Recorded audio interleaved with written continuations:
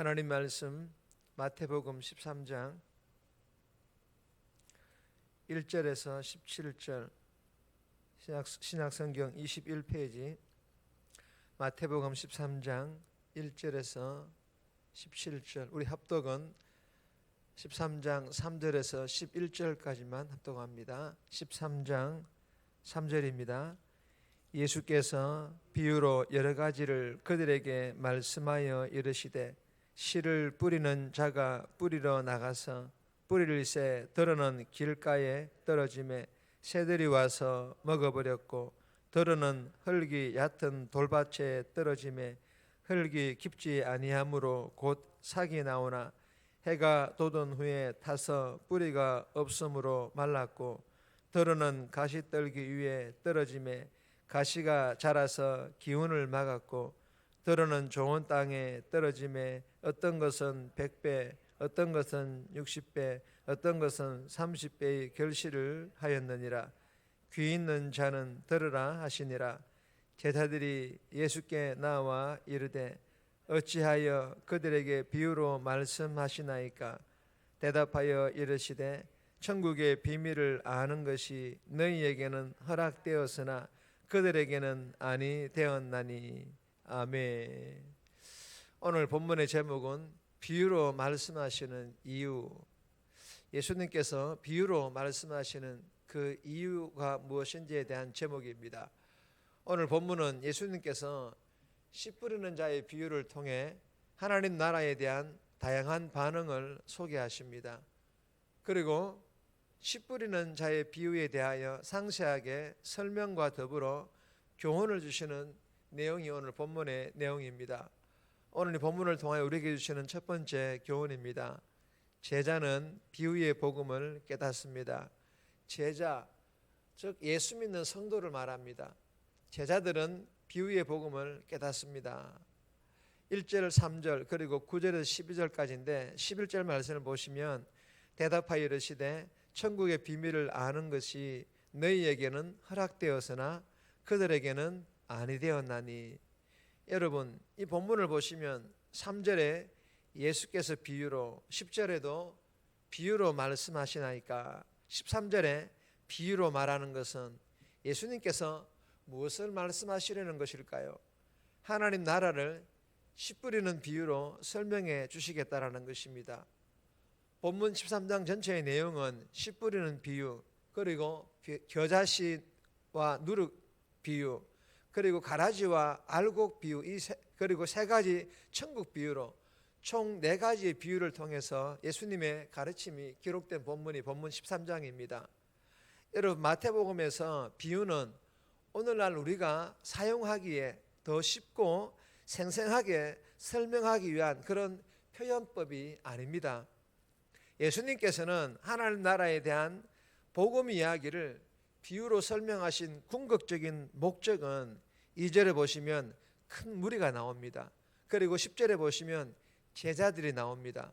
그리고 10절에서 그들과 11절에서는 너희가 나옵니다. 무슨 말입니까? 즉 예수님께서 복음을 비유로 설명하신 궁극적인 목적은 제자와 무리를 구별하시려고 그리고 그들과 너희를 분리하기 위해 비유로 설명을 하셨다라는 것입니다.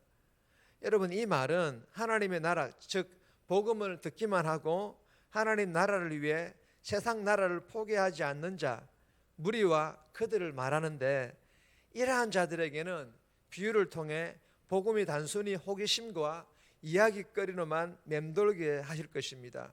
그러나 반대로 하나님 나라 즉 복음을 듣고 단지 사상이나 고백으로만 끝나는 것이 아니라 복음 대신 예수님과 함께 이 땅에 이미 시작된 하나님의 나라를 실제로 여기고 그리고 이 일을 위해서 내 인생을 걸고 따르는 자 즉 제자와 너희들을 말하는데 이러한 자들에게는 비유를 통해서 복음을 듣고 좁은 문에 몸을 밀어 넣었음에도 만족하지 않고 복음 대신 예수님과 함께 더 좁은 길로 인도함을 받아 하나님의 나라를 더 확장하는 자들로 하나님께서 쓰임받게 하시겠다라는 그런 교훈입니다. 사랑하는 여러분 꼭 기억하시기를 바랍니다. 넓은 길에 모여든 무리들은 계속 비유를 통해 복음을 듣고 묵상하고 공부하고 가르치면서도 정작 본인들은 더 넓은 길, 편안한 길을 걸어가면서 예수님과는, 천국과는 더 멀어질 것이라는 것입니다. 이 새벽에 주신 이 교훈을 우리가 마음판에 잘 새김으로, 또 묵상함으로 나는 제자인지 아니면 무리에 속하지는 않는지 이 새벽에 자신을 돌아볼 수 있는 복된 시간 되시기를 주님의 이름으로 축복합니다. 두 번째 주시는 교훈입니다. 제목만 읽겠습니다. 무리는 비유의 복음을 깨닫지 못합니다. 반대죠. 제자는 비유의 복음을 깨닫는데 이 무리들은 비유의 복음을 깨닫지 못합니다. 13절에서 17절까지인데 개인적으로 묵상하시기 바랍니다. 세 번째 주시는 교훈입니다.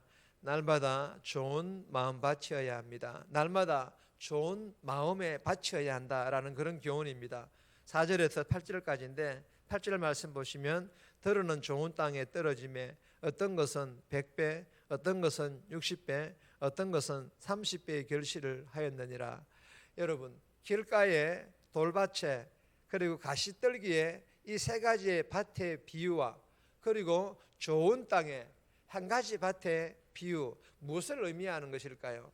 하나님 나라, 즉 복음 대신 예수님을 환영하는 사람들보다 반대하는 사람들이 더 많다라는 그런 의미이자 교훈입니다.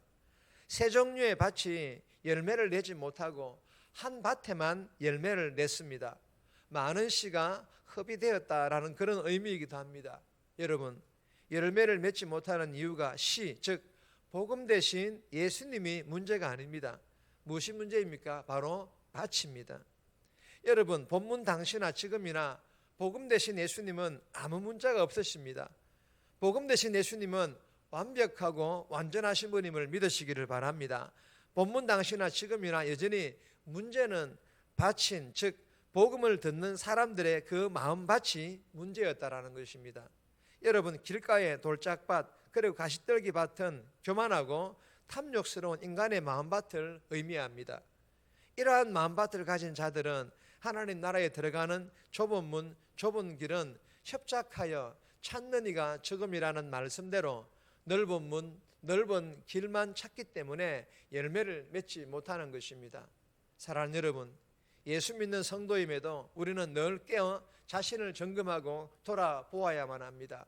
그렇지 않으면 우리도 모르는 사이에 길가에 돌짝밭에 가시떨기와 같은 교만하고 탐욕스러운 그런 마음밭이 될 수가 있다는 것을 우리는 늘 깨달아야 합니다.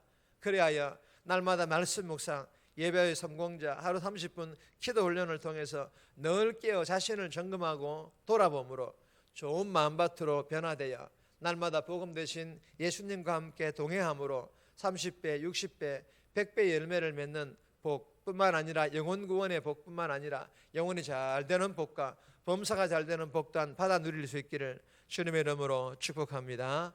정리합니다. 무리가 아닌 제자로 비유의 복음을 깨닫고 오늘도 예수님과 함께 좁은 길을 걸으며 복음의 이야기를 내 삶을 통해 흘러보내는 그런 삶 살게 해달라고, 날마다 말씀 묵상, 예배의 성공자, 하루 30분 기도를 통해 자신을 점검하여 좋은 마음밭으로 변화되고 복음 대신 예수님과 동행함으로 많은 열매 맺는 그런 삶 살아갈 수 있도록 도와달라고 이 새벽에 기도하며 오늘 하루도 살아갈 수 있기를 주님의 이름으로 부탁드립니다.